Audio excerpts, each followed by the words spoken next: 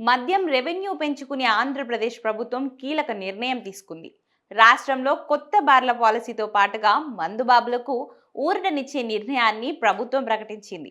నూతన బార్ పాలసీలలో భాగంగా వైన్ షాప్ల తరహాలో బార్లలోనూ కళ్ళు గీత కార్మికులకు 10% కేటాయించాలని, ఫీజులలో 50% రాయితీ ఇచ్చి ప్రోత్సహించాలని ప్రభుత్వం నిర్ణయించింది. బుధవారం జరిగిన కేబినెట్ సమావేశంలో నూతన బార్ పాలసీకి ప్రభుత్వం ఆమోదం తెలిపింది.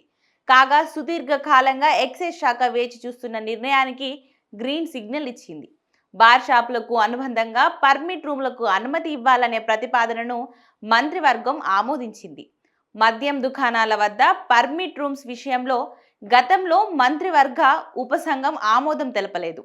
అయితే ఎక్సైజ్ శాఖ ఈ ప్రతిపాదన పైన పలుమార్లు ప్రభుత్వానికి వినతులు పంపింది. ఇప్పటికే మద్యం షాపుల వద్దనే తాగుతున్న వారి సంఖ్య పెరుగుతుంది. దీంతో పర్మిట్ రూమ్స్ కు అనుమతి ఇవ్వాలని కోరింది. దీనికి తాజాగా జరిగిన మంత్రివర్గ భేటీలో ఆమోద ముద్ర వేశారు.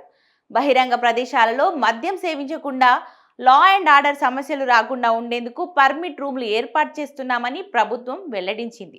ఇక బార్ల పాలసీ పైన పలు నిర్ణయాలు తీసుకున్నారు. బార్ లైసెన్స్ ఫీజును 6 లక్షలుగా నిర్ణయించింది. ఉదయం 10 గంటల నుంచి రాత్రి 11 గంటల వరకు బార్ల వేళలు ఉండాలని నిర్ణయం తీసుకున్నారు. కాగా నూతన బారు పాలసీ 2025 సెప్టెంబర్ 1 నుంచి 2028 ఆగస్టు 31వ తేదీ వరకు అమల్లో ఉంటుంది. ఏపీ వ్యాప్తంగా 840 బార్లకు లైసెన్సులు ఇచ్చేందుకు టెండర్లు పిలువమన్నారు. గతానికి భిన్నంగా ఈసారి లాటరీ విధానాన్ని తీసుకురానున్నారు. పారదర్శకత కోసం మార్గాన్ని ఎంచుకున్నారు.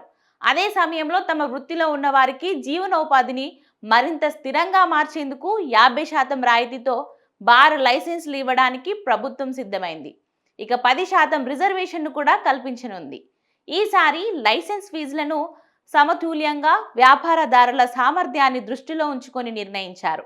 జనాభా 50,000 లోపు ఉంటే లైసెన్స్ ఫీజు 30 లక్షలు, 80,000 నుంచి 6 లక్షల లోపు అయితే 55 లక్షలు, 5 లక్షలకు పైగా జనాభా ఉన్న నగరాలలో 76 లక్షలు నిర్ణయించారు. పట్టణ స్థాయి జనాభా పరిమాణం బట్టి వ్యాపార ఫీజులు ఖరారు చేశారు. కొత్త పాలసీలలో బార్లకు ఉదయం 10 నుంచి రాత్రి 11 వరకు పనిచేయడానికి అనుమతి లభించింది. పాలసీ అమలులోకి వచ్చే ముందు గ్రీన్ ప్రీమియర్ ప్రకటించనున్నారు. అయితే బార్ల కేటాయింపు పారదర్శకంగా ఉండాలని ప్రభుత్వం నిర్ణయించింది.